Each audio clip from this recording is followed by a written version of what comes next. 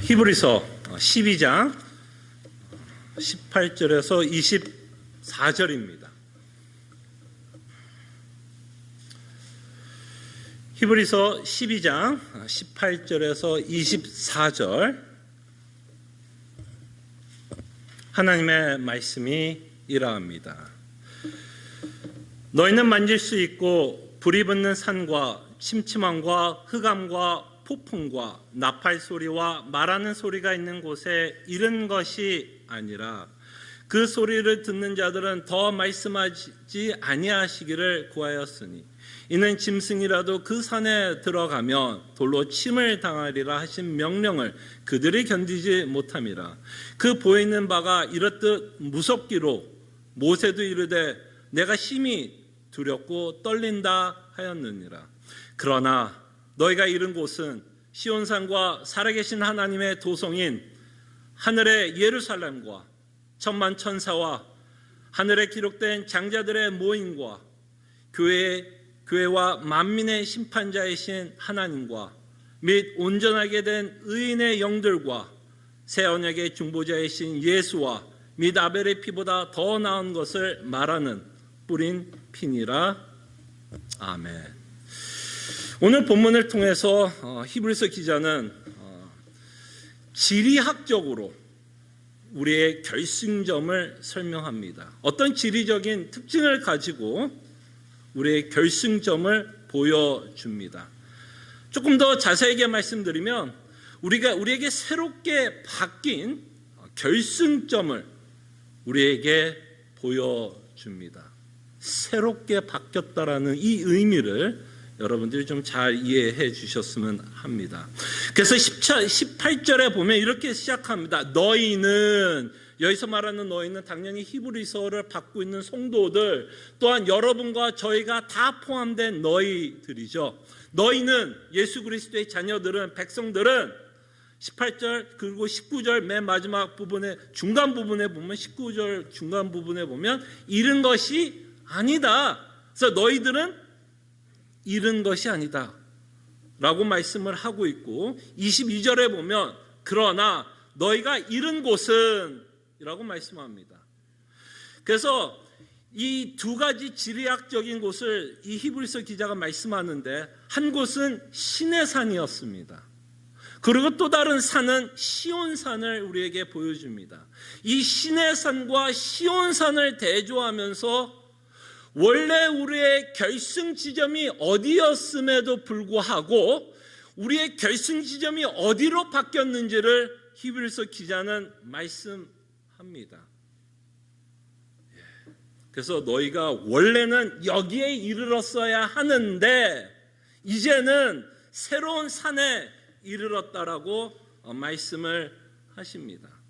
그래서 여러분들이 이 본문을 통해서 특별히 18절과 21절의 내용은 시내산이라는 아주 구체적인 지형 가운데 이루어지는 사건을 기록하고 있습니다. 이 사건의 배우는 출애굽기 19장에 나와 있는 사건을 히브리서 기자가 요약해서 말씀하고 있는 내용입니다. 여러분들이 출애굽기 19장을 읽어보셨으면 이 내용이 어떤 내용을 갖고 있는지를 아실 것입니다. 이스라엘의 총회, 이스라엘의 전 민족이 이 시내산 앞에 모였습니다. 그리고 20장은 이들이 이제 율법을 받기 위해서, 즉 십계명을 받기 위해서 이들은 시내산 앞에 모였습니다.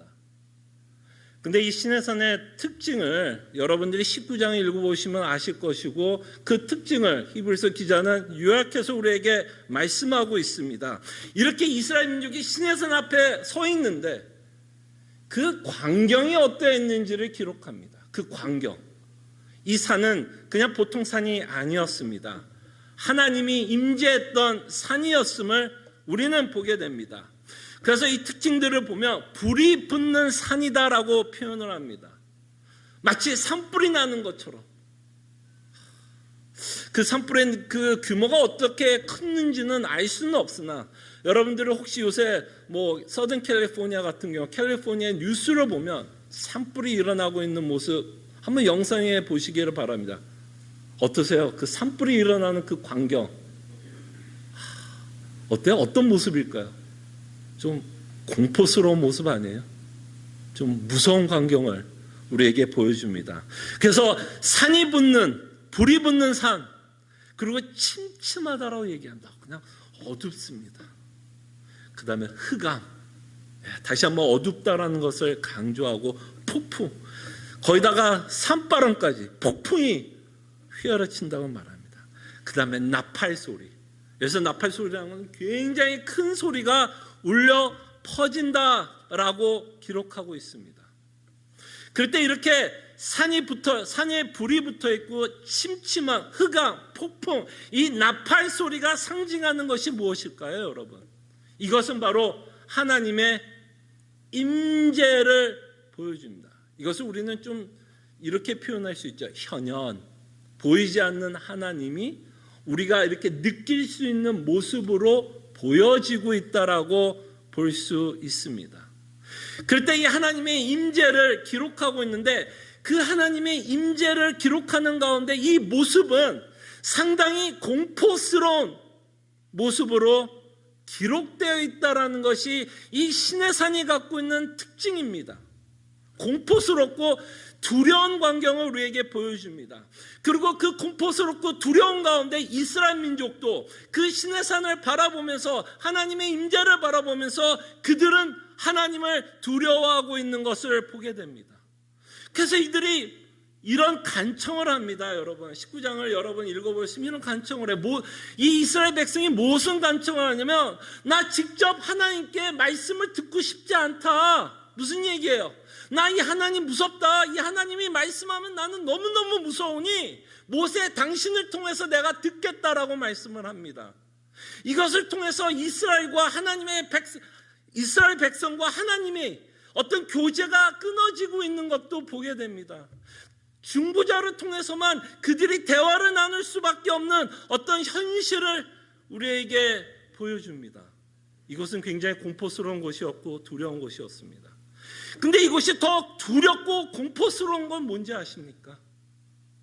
무엇이 더 그 광경이 무서운 게 아니라, 하나님이 이스라엘 백성에게, 모세에게 이렇게 말씀하십니다. 20절에 보면, 이는 짐승이라도 그 산에 올라가면, 이 산은 어디예요? 그 산은 어디? 시내산에 올라오면 돌로 침을 당하리라 하신 명령을 그들이 견디지 못함이라.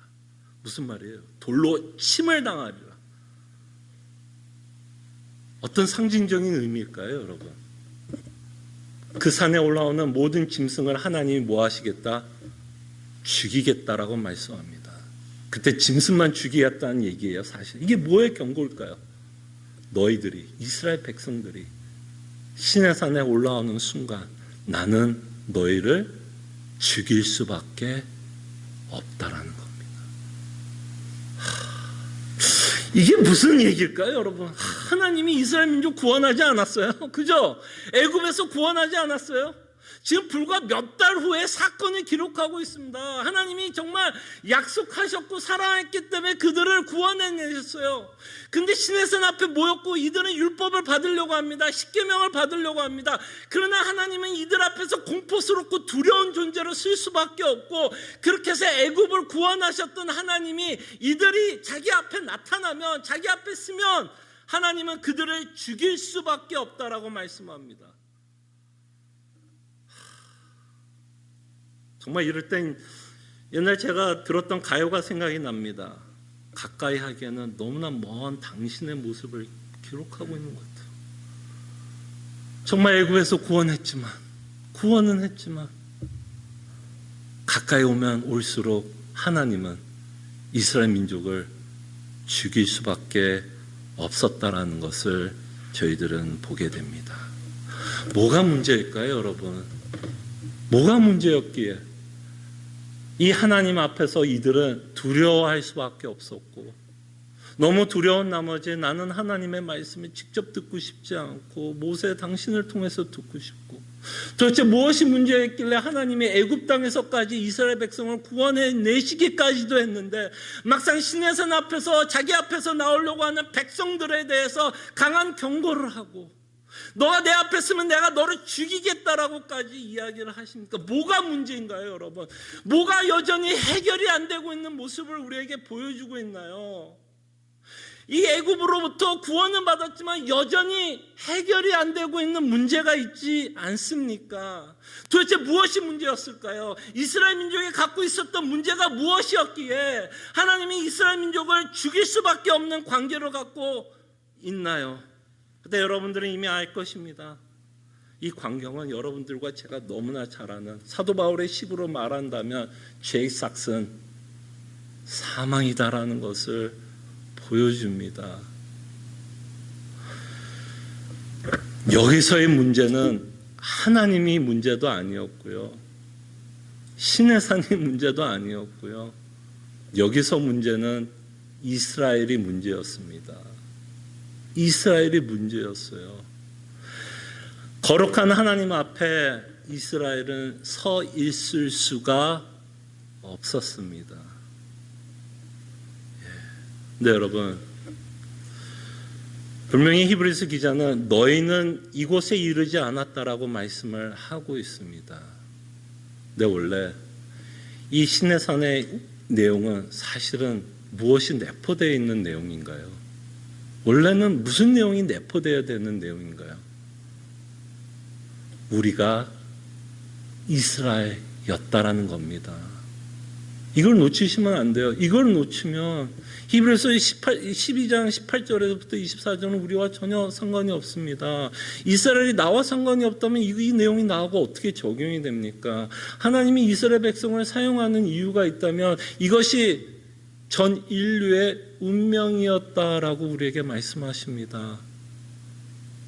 문제는 하나님에게 있었던 것이 아니라 문제는 인간에게 있었고 문제는 이스라엘에 있었기 때문에 죄의 삭은 사망이었고 하나님은 이들을 심판할 수밖에 없었다라는 것을 보시기를 바라고, 이것이 바로 허물과 죄로 죽은 자의 삶, 해와 허물과 죄로 죽은 자가 하나님 앞에 서게 되면 하나님을 두려워할 수밖에 없습니다.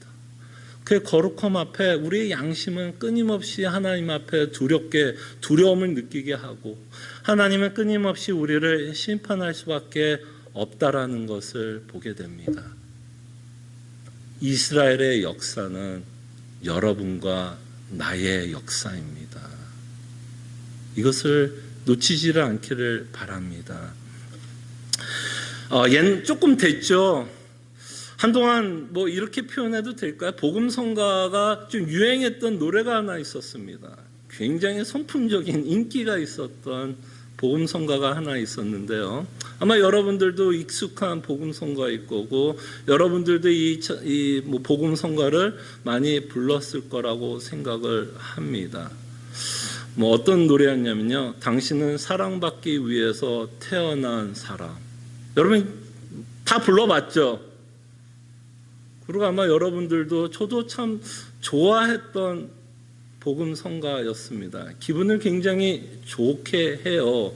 천지를 지으신 하나님이 나를 사랑한다라고 이야기를 한다면 참 기분이 좋은 가사인 것 같아요. 근데 저는 이 가사가 과연 성경적일까라는 질문을 하게 됩니다. 당신은 사랑받기 위해서 태어난 사람이 아니라 우리가 태어나는 순간부터 사실은 하나님과 원수로 태어납니다. 우리가 태어나는 순간 여러분과 저는 사랑받기 위해서 태어난 게 아니라 저주받기 위해서 심판받기 위해서 태어납니다. 이게 여러분과 저의 원래 결승 지점이었습니다. 바로 이것이 옛 언약이 갖고 있는 무서움입니다. 하나님이 이스라엘 백성을 들어서 우리에게 참으로 많은 메시지를 전합니다. 이스라엘 백성이 또한 예수 그리스도의 예표로서도 사용이 되는 것도 맞습니다. 그러나 히브리서를 보면 끊임없이 이 구약을 들어서 우리에게 말씀하고 싶은 내용이 있다면 구약은 여전히 부족했다라는 거예요. 여전히 부족했다라는 거예요. 옛 언약은 여전히 부족했다라는 거예요. 십계명은 여전히 부족했다라는 거예요. 어떤 면에서 부족했어요? 인간을 구원하기에는 부족했습니다. 부족했다는 겁니다. 그럴 때 십계명이 부족했어요? 하나님이 부족했어요? 아니요. 인간이 부족했음을 이 구약의 역사를 통해서, 이스라엘의 역사를 통해서 드러납니다. 그래서 옛 언약은, 특별히 구약은 이스라엘 민족을 통해서 인간의 잘못을 드러나게 하는 역사입니다.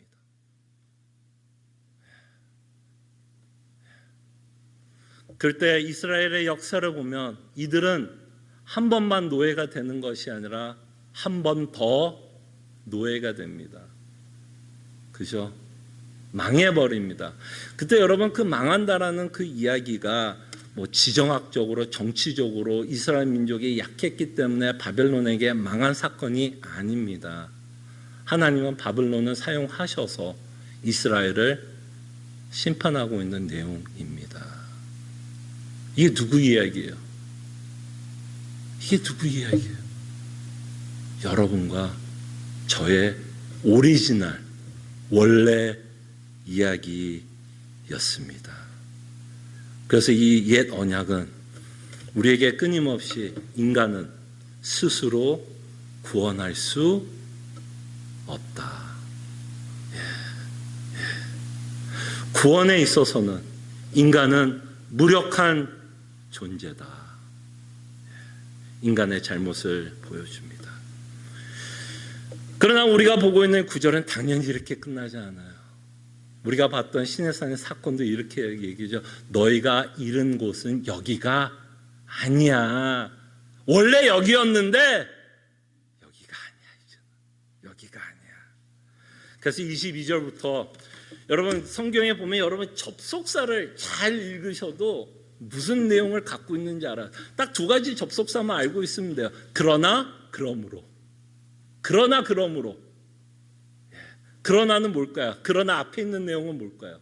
보통 우리가 잘못한 일, 그래서 하나님이 심판한다라는 그 내용이 보통 그러나 앞에 있고, 그러나 뒤에는 뭘까요? 반전 아니야.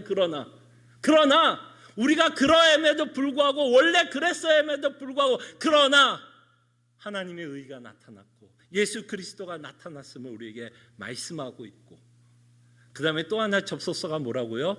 그러므로. 이 예수 그리스도를 믿기 때문에, 이 복음을 믿기 때문에, 그러므로는 뭘까요? 이제는 이런 삶을 우리가 살아야 한다. 그래서 여러분들이 서신서를 읽어보시면요, 요 접속사만 한번 따라서 한번 읽어보셔도 재밌습니다. 그러나를 보면요, 그 앞에 부정적인 얘기가 분명히 있을 거고요, 그 다음에는 복음의 내용이 있을 거고, 조금 뒤로 가면 무슨 내용이 있을까요? 그러므로 이제는, 그죠? 새로운 생명을 얻은 자처럼 복음에 합당한 삶을 이제는 살 것을 권면하고 있는 내용을 보게 됩니다. 그래서 22절도 다름이 아니라 어떤 구절로 어떤 접속사로 시작하냐면 그러나. 성경에서 가장 아름다운 접속사가 아닐까 생각을 합니다. 그러나 이제는 우리가 온 곳은, 우리가 잃은 곳은 이 시내산이 아닌 시온산이다라고 말씀합니다.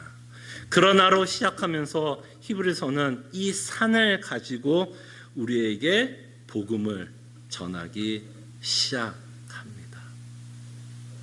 당연히 시온산의 특징이 뭘까요? 이 시내산은 심판이 주된 내용이었고, 두려운 존재, 하나님은 두려운 존재고 공포스러운 존재라면, 당연히 그러나로 시작하고 시내산이라고 얘기하면 앞에 있던 모든 내용이 뭘까요? 다 반대되는 내용이겠죠. 반대되는 내용. 그러나 너희들이 잃은 곳은 심판의 산이 아니라 생명을 주는 산에 이르렀다. 이르렀다. 그때 여러분, 시내산의 특징 중에 시내산의 특징은 하나님과 이스라엘 민족의 중보자가 누구였냐면 모세였어요. 그죠? 시내산에서는요. 그러니 모세가 구원을 가져올 수 있었을까요? 없었을까요? 당연히 그 시내산에서 중보했던 모세는 이스라엘 민족에게 구원을 가져다 줄 수 없었을 것입니다. 그러나 이 시내산에서의 중보자는 누구일까요, 여러분? 이 시내산의 중보자, 여러분과 우리의 중보자, 미리에를 중간 브로커, 하나님과 우리 사이의 중보자는 누구일까요? 24절에 보니까 이렇게 말씀을 합니다. 새 언약의 중보자이신 예수. 그럴 때 여러분들이 지금 시내산에서 시온산에 옮겨질 수 있었던 이유가 있다면 바로 이 새 언약의 중보자이신 예수 그리스도, 옛 언약의 중보자가 모세였다면 새 언약의 중보자는 예수 그리스도이고, 예수 그리스도로 말미암아 이제는 시내산에서 시온산으로 옮겨졌음을 우리에게 말씀합니다. 그래서 이제는 더 이상 하나님을 두려워하지 않고 하나님을 공포스러운 대상으로 여기지 않습니다. 그래서 여러분 히브리서 4장 기억나세요? 이 대제사장이신 예수 그리스도로 말미암아 은혜의 보좌 앞에 담대히 나오라. 여러분 시내산 앞에서는요, 이들은 하나님 앞에 나갈 수 없었습니다. 그리고 나가면 죽어요. 그러니 누가 하나님 앞에 나가겠습니까? 그러나 시온산에 옮긴 우리는 더 이상 하나님을 두려워하는 자가 아니라 그 보좌 앞에 담대히 나갈 수도 있고, 이 새 언약으로 말미암아 우리는 하나님을 단지 신으로, 창조주로만 믿는 것이 아니라 그 창조주를 나의 아버지, 나의 아버지. 그래서 이때는 인격적으로 교제가 막혔고 부인이 되었다면 이제는 새 언약으로 말미암아 예수 그리스도로 말미암아 이제는 여러분들이 이 하나님 아버지와 인격적 교제를 갖고 이 땅에 살아갑니다. 자녀로서 어마어마한 특혜를 갖고 살아갑니다. 그저 여러분들이 하나님을 아버지라고 부르며 살아갈 수 있다는 것, 이 자체가 성경은 우리에게 엄청난 은혜를 베풀었다라고 말씀을 합니다. 이 창조주 하나님은 멀리 계신 하나님이 아닙니다. 창조주 하나님 하면 굉장히 멀리 있는 것 같지만 이 창조주 하나님은 우리 아버지입니다. 우리와 함께 하십니다. 성령 하나님으로 말미암아 이 하나님은 우리와 함께 하십니다. 그래서 이제는 하나님과 교제를 하고 더 이상 심판을 두려워하는 것이 아니라 우리는 예수님을 만나고 싶은 소망 가운데서 살아가는 주의 백성들입니다. 시내산에서는 하나님을 만나고 싶지 않았습니다. 두려웠기 때문에 죽을까 봐. 그러나 이제는 우리의 소망이 바뀌었습니다. 이제는 시온산에 사는 사람들은요, 예수님을 만나고 싶은 사람입니다. 빨리 만나고 싶어요. 어떻게 하면 예수님을 빨리 만날까를 고민하고 그것을 소망하면서 저희들은 살아갑니다. 여러분들의 소망이 바뀌었어요. 바뀌었습니다. 시온산에 사는 사람은요, 소망이 바뀌어요. 삶의 가치관도 바뀝니다. 그럴 때 시온산의 특징이 또 뭐였냐면, 시내산은 뭐라 그래요? 만질 수 있는 곳이라고 말을 했습니다. 불이 붙었고 침침했고 흑암이 있어서 우리가 볼 수 있었고 만질 수 있는 곳이었는데요, 이 시내산의 특징은 뭔지 아세요? 만질 수 있는 곳에 있지 않습니다. 하늘에 속한 산입니다. 그죠? 그래서 히브리서 기자는 끊임없이 이렇게 말씀을 하고 있는 거 보게 돼요. 22절에 보면, 그러나 너희가 이른 곳은 시온산과 살아계신, 그죠? 우리에게 생명을 주신, 그죠? 구원을 베푸신, 영생을 허락하신 살아계신 하나님의 도성인 어디에 속했어요? 하늘의 예루살렘. 여러분들이 지금 이른 이 시온산은요, 여러분들이 만질 수 있는 곳이 아니에요. 만질 수 있는 곳이 아니에요. 이 시온산은 유일하게 여러분들에게 확인이 되는 것은 무엇으로만 확인이 되냐면 믿음으로만, 현재로서는 확인이 됩니다. 물론 우리가 천국에 가면 예수님의 육체와 눈과 눈으로, 얼굴과 얼굴을 마주 본다고 했으니 그때 가서는 우리의 어떤 육체의 눈으로 확인이 되지만 지금은 만질 수 있는 곳은 하늘에 속했다라는 것이 굉장히 이 시내산과 다르다라는 것을 보게 됩니다. 그래서 히브리서 기자는 끊임없이 우리에게 말씀하는 내용이 뭐예요?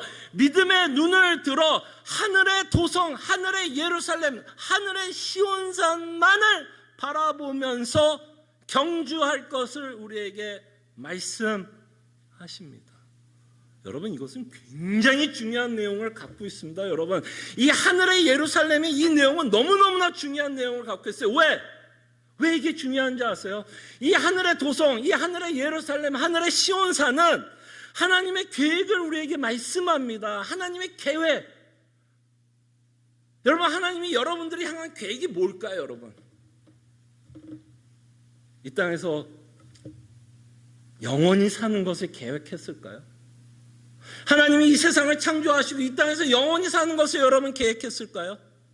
아니면 이 땅을 창조하셨지만 이 땅을 일시적인 어떤 템포러리로 어떤 유한한 한계를 갖고 이 땅을 창조했을까요, 여러분?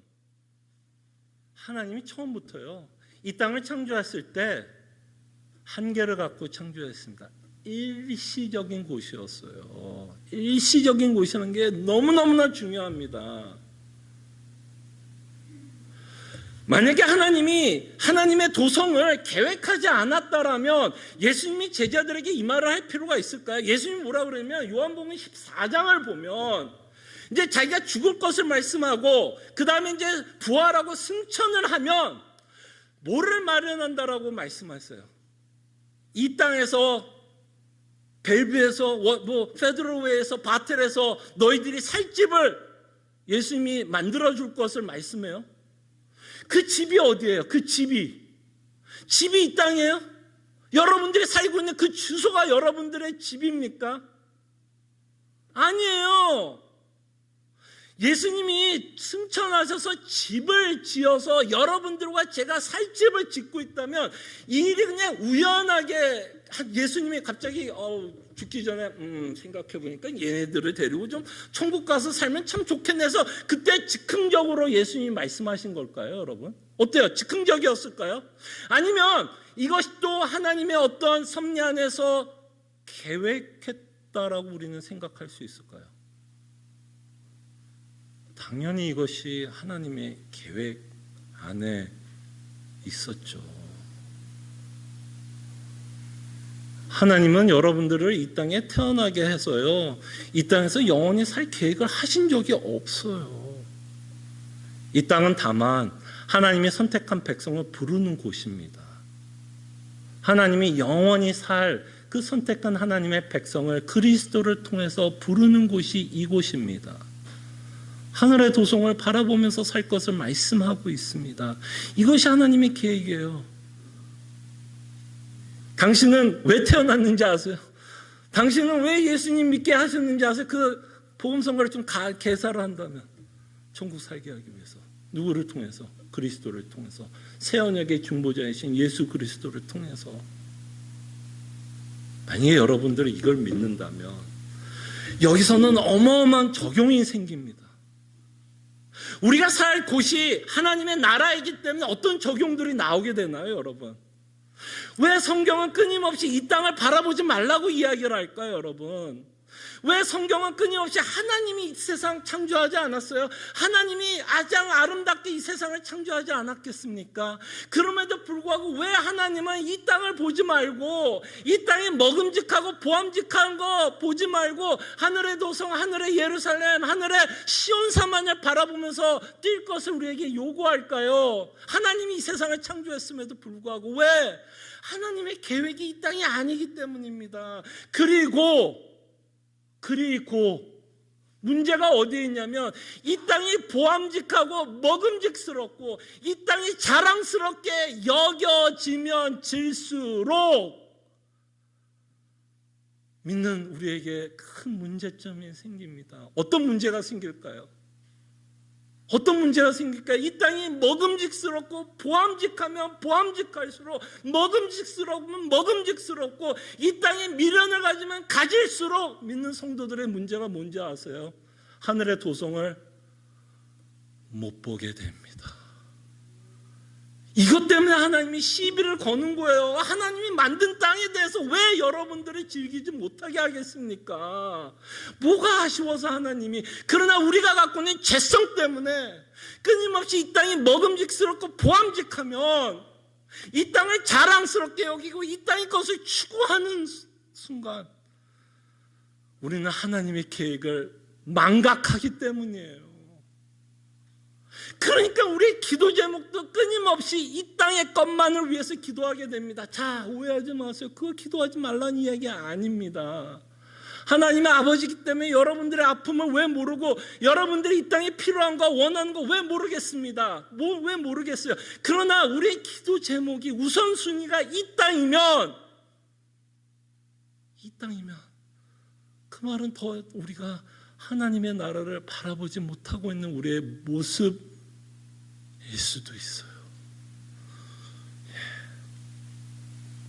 그래서 우리는 여러분 좀 무서운 얘기를 할게요. 우리는 언제나 떠날 준비를 하셔야 돼요. 떠날 준비를 하셔야 돼요. 그래서 성경은 뭐라 그래요? 우리를 나그네라고 표현했습니다. 여러분 나그네의 특징이 뭐예요? 여러분 나그네가 호텔에서 살아요? 여러분 호텔 투숙하시는 분들 거기서 영원히 살 거예요?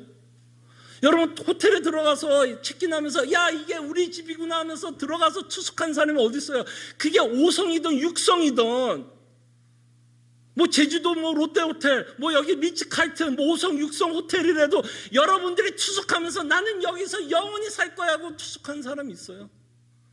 아니면 투숙을 해도 좋죠. 6성급 5성급 거기서 맛있는 뷔페 맞고 정말 뷰 좋고 이야 멋지죠. 근데 거기를 영원히 내가 살 거라고 생각하면서 투숙한 사람은 누가 있어요? 돌아갈 집이 있잖아요. 우리가 돌아갈 집이 있다라는 거예요. 이것을 히브리서 기자는 우리에게 끊임없이 말씀합니다. 우리의 계획, 하나님이 갖고 있던 우리의 계획을 우리에게 말씀합니다. 그래서 성경이 이렇게 말을 해요. 이 세대를 본받지 말래요. 본받으면 우리에게 너무나 큰 위험성이 있고요.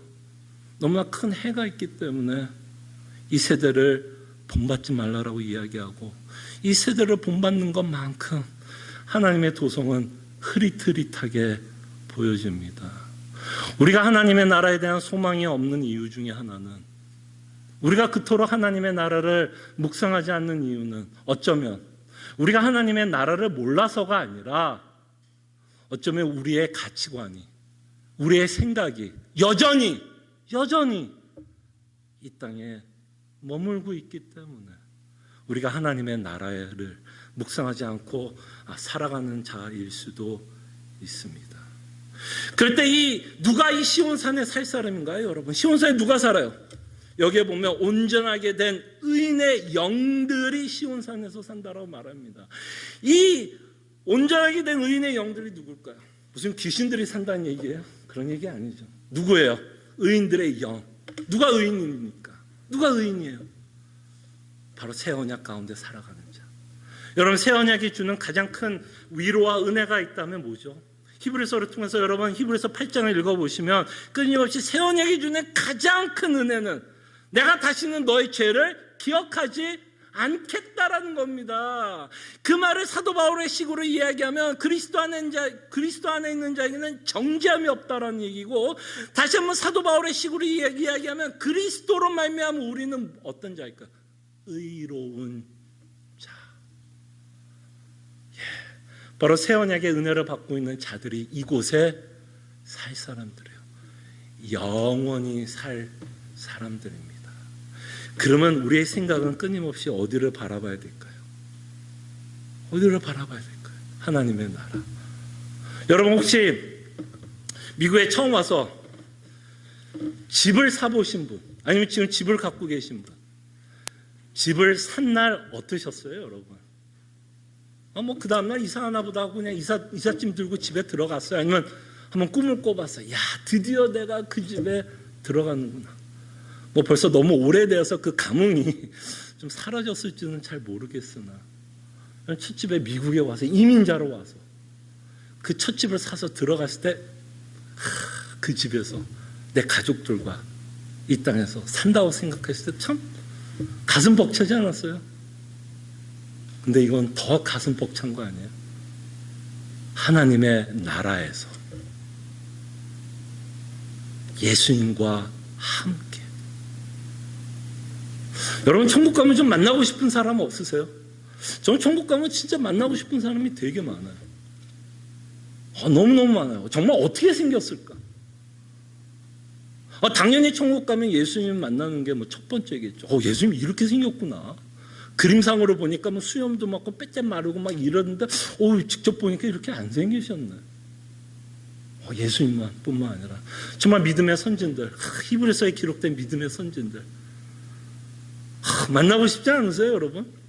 예수님 당연하지만 믿음의 선진들, 아브라함, 다윗, 솔로몬, 기드온, 라하, 그 다음에 교회사 안에 있었던 수많은 믿음의 선진들, 물론 이름을 남긴 신학자들도 있지만 그저 이름 없이 하나님 예수 그리스도 잘 믿고 자신의 삶 가운데서 믿음의 경주를 했던 수많은 사람들 만나고 싶지 않으세요? 여기 계신 분뿐만 아니라 정말 과거와 현재와 미래에 있을 모든 하나님의 백성들과 함께 그곳에 영원히 또 살고, 그러면서 정말 그날 되면 지금 우리가 이렇게 보이는 곳에서 예배를 드리고 있지만 그 믿음의 사람들과 함께 천국에서 그 하나님을 예배한다고 생각해 본다면 가슴 뛰지 않아요? 사도 바울이 옆에 있습니다. 그 서신서를 썼던 사도 바울, 다윗, 그 모든 선진들과 함께 그 하나님을 찬양하고 찬송할 그 날을 우리는 기다리면서 뛰어갑니다. 그래서 우리는 믿음의 경주를 합니다. 예수님을 너무나 만나고 싶은 마음에서 끊임없이 믿음의 경주를 합니다. 너무나 예수님을 만나고 싶기 때문에 이 땅을 보암직하고 먹음직한 것으로 절대로 삼지 않고 뛰어갑니다. 그래서 믿음의 경주를 하시는 분들은요, 이 땅에서 사실은 힘들게 살아갑니다. 너무나 큰 갈등 가운데 살아갑니다. 어떤 갈등 가운데서 우리는 살아가냐면 하나님이 허락한 것들에 대해서도 절대로 만족하면서 살지 않습니다. 이 부분에 대해서 야고보서에서는 이렇게 말씀합니다. 주번에 적어놓지 않았는데요, 야고보서 1장 9절과 10절에 보면 야고보가 예수님을 믿고 있는 자들의 삶에 대해서 이렇게 말씀합니다. 9절에 보면 야고보서 1장 9절 10절, 여러분들 집에 가셔서 한번 보시면 좋을 것 같아요. 이렇게 말씀합니다. 낮은 형제는 자기의 높음을 자랑하고 부한 자는 자기의 낮아짐을 자랑할지니 이는 그가 풀의 꽃과 같이 지나갑니다. 정말 여러분들이 예수 그리스도의 종말을 믿는 자들은요, 여러분들이 끝을 아는 자들이에요. 끝을 아는 자들의 특징은 뭐냐면요, 낮은 형제는 자기의 높음을 자랑한대요.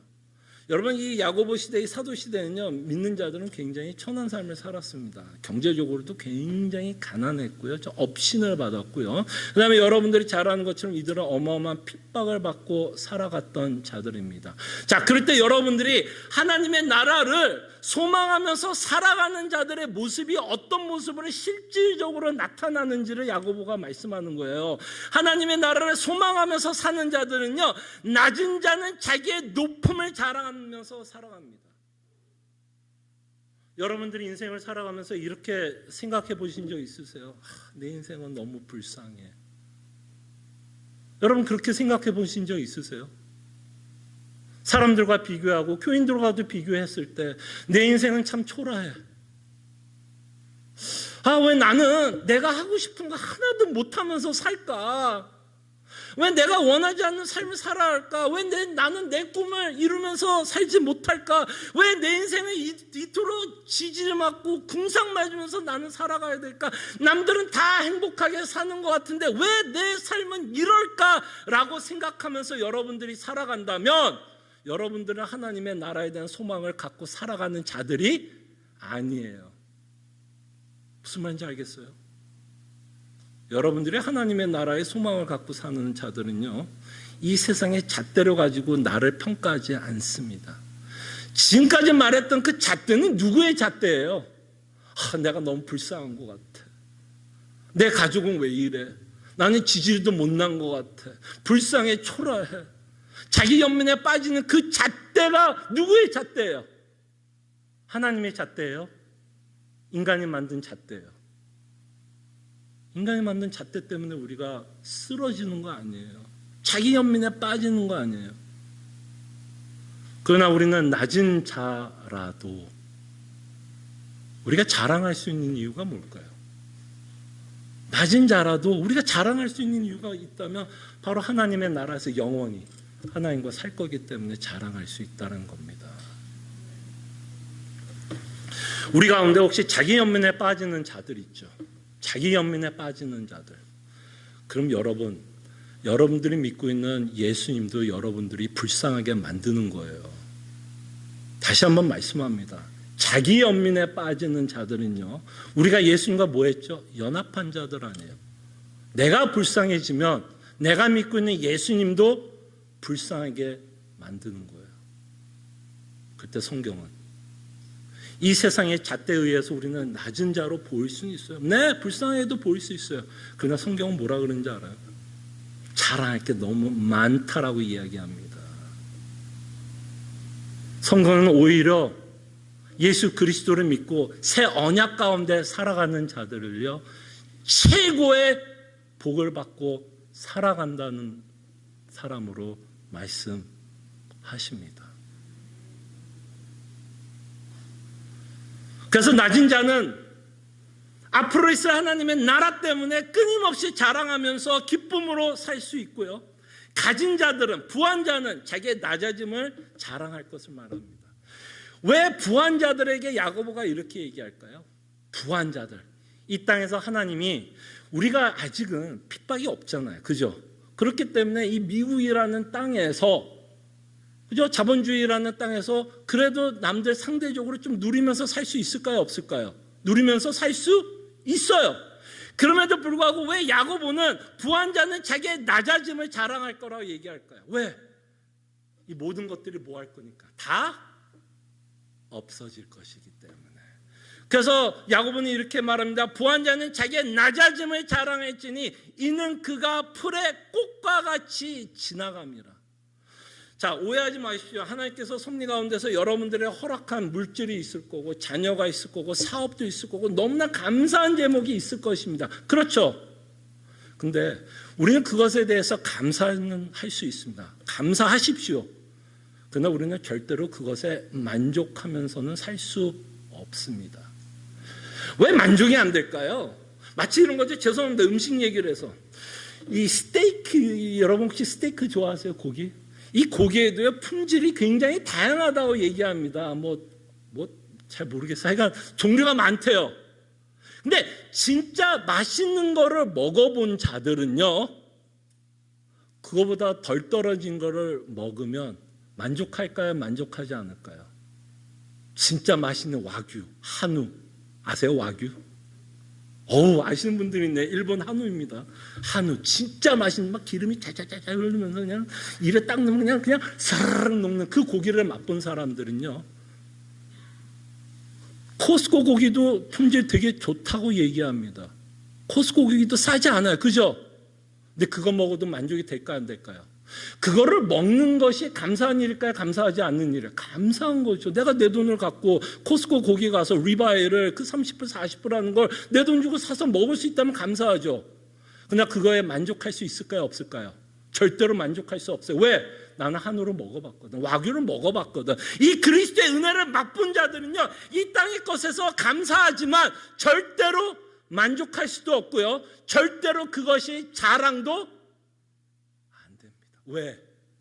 하나님의 나라의 소망을 갖고 살아가기 때문에, 종말을 알기 때문에 우리의 삶이 바뀝니다.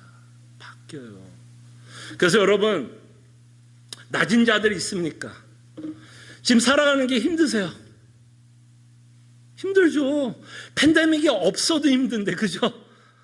팬데믹이 없어도 힘들 판인데 이 팬데믹까지 왔으니 더 힘들죠. 근데 여러분 마스크를 쓰고 있으면 여러분의 표정을 제가 읽을 수가 없어요. 웃읍시다. 웃읍시다. 그리고 여러분과 저는 웃을 이유가 있어요. 웃을 이유가 있어요. 이것이 바로 인내로서 경주하고 있는 자들의 모습입니다. 사도 바울이 편지를 쓰면서 범사에 감사라고 말씀하고 있죠. 항상 기뻐하라고 하고 있죠. 그럴 때 왜 범사에 감사하고 항상 기뻐하라고 얘기하나요? 문제가 해결되어서요? 팬데믹이 갑자기 없어졌어요? 갑자기 여러분들이 갖고 있는 지병이 뭐 날아가서요? 갑자기 없었던 돈이 막 하늘에서 뚝 떨어져서요? 아니요. 여전히 우리가 범사에 감사할 수 있는 이유가 뭘까요? 낮은 자가 왜 자랑하면서 살 수 있을까요? 우리에겐 그리스도가 있기 때문입니다. 그리스도가 있기 때문이에요. 물론 제가 여러분들을 웃으라고 말씀을 했습니다만 이 웃음은 물론 여러분들과 제가 코미디 프로를 보면서 그냥 호탕하게 웃는 웃음은 아니겠죠. 한켠에는 참 씁쓸하고 한켠에는 참 가슴에 이리고 한켠에는 참 마음이 아프지만 그래도 우리는 뭐 할 수 있다는 거예요. 웃을 수 있고 미소 지을 수 있습니다. 이것이 사실 예수 믿는 모습이 아닐까 생각을 해봅니다. 여러분들이 잃은 곳은 시온산이라는 걸 기억해 주세요. 그리고 이 시간은 잠깐입니다. 이 땅에 살아가는 건 잠깐이에요. 잠깐. 여러분들도 이제 그런 말 하지 않아요? 여러분 자녀들에게도 이제는 야, 눈 깜짝할 사이에 내가 60대였더라. 야, 눈 깜짝할 사이에 70대였다. 이제는 여러분들이 그 말 하지 않으세요? 그죠? 저도 가끔 윤하고 캐롤, 야, 눈 깜짝하니까 내가 50이더라. 그런 말을 저도 가끔 해요. 이 땅 잠깐입니다. 잠깐의 세월 때문에 그리스도께서 여러분들에게 베푼 은혜를 잊지 마시고 이 땅의 삶이 잠깐이고 하늘의 예루살렘은 영원할 것이기 때문에 그것에 만족하시면서 사시는 주의 백성이 되기를 소원합니다. 함께 기도하죠. 여러분들은 여전히 신의 산에서 살고 싶습니까? 만질 수 있고 보암직하고 먹음직한 것을 위해서 살아가기를 원합니까? 아니면 비록 우리가 만질 수 없고 아직은 보이지는 않지만 예수 그리스도를 통해서 우리에게 허락한 이 영원한 집, 이것을 소망하면서 사시기를 원하십니까? 그때 정말 하나님의 계획을 이해하고 정말 하나님의 나라에서 영원히 사는 것이 하나님이 갖고 있던 계획이라는 것이 내 안에 참된 위로와 기쁨, 그래서 이 상황 가운데서도 우리가 웃을 수 있도록 미소가 지어질 수 있도록 항상 기뻐하고 범사에 감사할 수 있도록 저희들 함께 기도했으면 합니다. 기도하죠.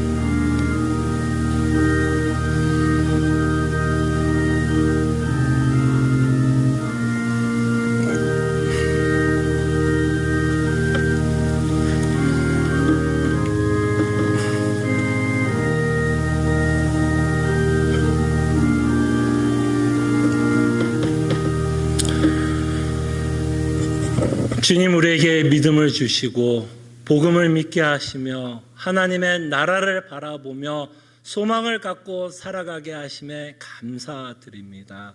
그러나 여전히 우리의 죄성이 있어 참으로 우리는 보암직하고 먹음직한 것에 너무나 쉽게 속고 있는 우리의 모습을 보게 되는데, 이럴 때 다시 한번 하나님의 계획을 묵상하게 하여 주시고, 이 세상은 정말 풀과 꽃같이 금세 시들어질 세상이라는 것을 믿게 하시고, 정말 영원한 하나님의 나라에서 사랑하는 하나님의 백성들과 또 나를 위해서 십자가에 죽으신 그 예수님과 영원히 살 것을 소망하면서 우리에게 처한 믿음의 경주를 범사에 감사하며 항상 기뻐하며 살아가는 주의 백성들 되게 하여 주시옵소서.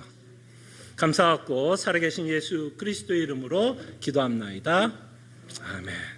지금부터 여러분들과 함께 성찬 예식을 거행하는데요, 다시 한번 이 성찬 예식을 통해서 우리에게 전하고 있는 메시지를 기억해 주시기를 바랍니다. 그리고 이 성찬 예식에 예수 그리스도를 구원자로 믿고 또 세례를 받은 모든 사랑하는 성도님들을 이 성찬 예식에 초대합니다. 잡히시는 날 떡을 들고 떡을 떼시며 우리의 구원을 위해서 우리에게 가장 값진 예수 그리스도의 복음을 구원을 우리에게 주시기 위해서 예수 그리스도께서 이 떡이 떼어지는 것 같이 자신의 몸이 십자가에서 떼어질 것을 말씀하십니다. 이렇게 예수 그리스도께서 죽고 부활하시면서 하나님은 예수님의 피로 새 언약을 강구하십니다. 이 새 언약 우리에게 힘이 됩니다. 이 새 언약이 우리에게 소망을 줍니다. 이 새 언약이 여전히 우리가 이 땅에 살아가면서 힘든 상황 가운데서도 우리가 살 이유와 용기와 담대함을 준다고 생각합니다. 우리 성찬 예식을 통해서 우리는 다시 한번 하나님의 나라를 소망했습니다. 하나님의 계획을 묵상하셨으며 그래서 이 성찬이 주는 이 메시지 우리가 성찬을 해야 할 때 정말 믿으신 은혜를 받으신 귀한 시간이 되기를 소원합니다. 자, 뒤에서부터 앞으로 나와 주시면 될 것 같습니다. 뒷자리부터 나와 주시죠. 받으시고 양옆으로 들어가시면 될 것 같습니다.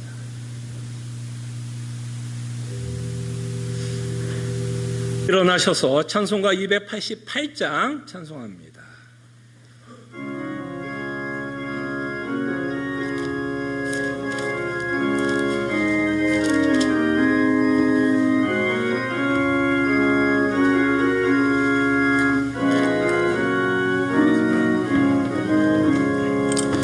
예수를 나의 구주 삼고 성령과 배로서 거듭나니 이 세상에서 내 영혼이 하늘의 영광 누리도다. 이것이 나의 간증이요 이것이 나의 찬송일세. 나 사는 동안 끊임없이 구주를 찬송하리로다. 온전히 주께 맡겼네요. 사랑의 음성을 듣는 중에 천사들 왕래하는 것과 하늘의 영광 보리로다. 이것이 나의 간증이요 이것이 나의 찬송일세. 나 사는 동안 끊임없이 구주를 찬송하리로다. 주 안의 기쁨 누림으로 마음의 풍랑이 잔잔하니 세상과 나는 강고롭고 간 주만 보이도다. 이것이 나의 간증이요 이것이 나의 찬송일세. 나 사는 동안 끊임없이 구주를 찬송하리로다.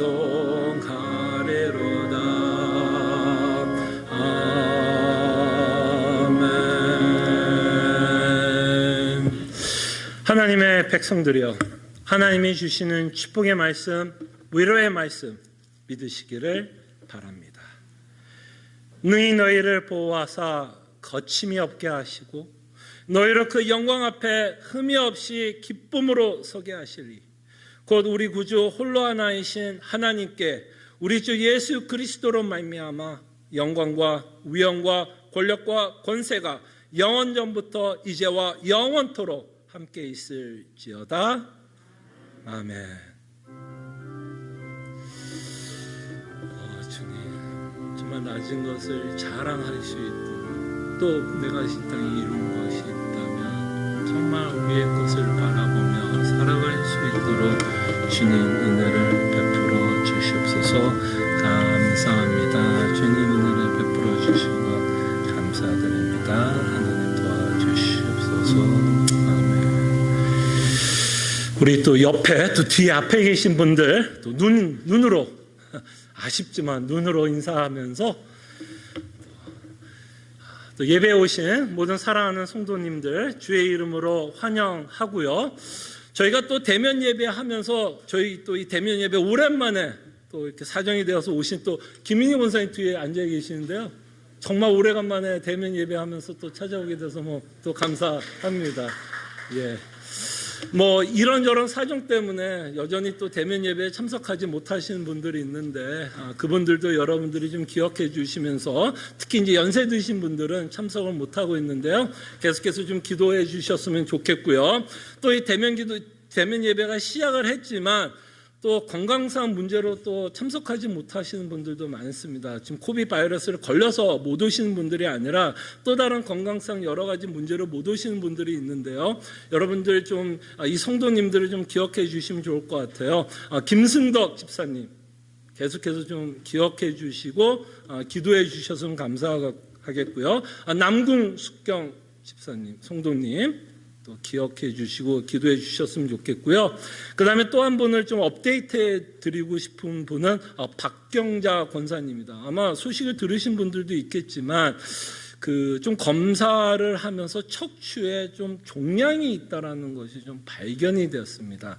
종양은 아직은 암은 아니라고도 얘기를 하는데 좀 위험할 수도 있다라는 단계에 좀 계신 것 같아요. 그래서 지난주부터 키모테라피 주사를 맞기 시작을 하셨습니다. 여러분들도 아시고 많이 주변에 또 암 환자들이 또 키모를 받는 분들 이야기 들어보면 그것이 참 어렵고 힘들다라는 이야기를 많이 들었을 것입니다. 또 연세 드신 분들이 또 연세 드신 분이 키모를 받는 게 쉽지 않을 것을 여러분도 아실 테니까 꼭 생각해 주시고 기도해 주시고 또 기도해 주시면은 쾌유를 위해서도 기도하지만 어쨌든 우리의 육신은 후패할 수밖에 없는 우리의 육신을 갖고 있기에 끊임없이 하나님의 나라를 소망하고 그리스도께서 베푸신 복음 때문에 끊임없이 위로받을 수 있도록 기도해 주셨으면 좋겠고요.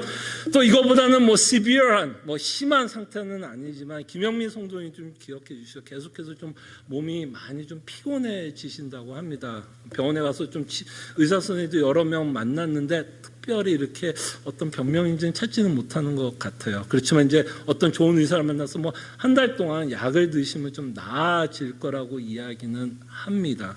그래서 김영민 성도님 기억해 주시고 마지막으로 K전 성도님 기억해 주실 때에 좀 눈에 좀 질병이 좀 생겼나면 좀 심하다는 식으로 얘기를 하시는 것 같아서 못 오시는 것 같은데요. 쾌유할 수 있도록 빨리 날 수 있도록 그렇지만 이 모든 것 하나님의 섭리 안에 있다라는 것을 이들이 믿고 그 섭리 안에서 또 하나님의 은혜와 또 복음이 주는 위로를 받을 수 있도록 여러분들이 기억해 주시면 감사하겠습니다. 수요 성경 공부 계속해서 고백서 세례에 대해서 여러분들과 살펴보고 있고요. 새벽 기도회 토요일날 6시 반에 있습니다. 함께 또 하나님께 또 말씀으로 기도 제목을 받고 또 하나님께 기도하는 시간 갖겠습니다. 감사합니다.